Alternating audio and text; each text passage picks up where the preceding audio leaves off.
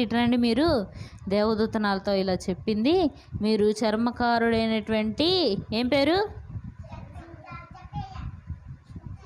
పేరు పేతురు దగ్గరికి వెళ్ళరండి, నేను పిలిచానని చెప్పండి అని చెప్పి వాళ్ళిద్దరిని పంపించేస్తాడు. ఈలోపు పేతురుకి నిద్రపోతుంటే కల్లో దర్శనం కనపడుతుంది. ఎవరికి కనపడుతుంది?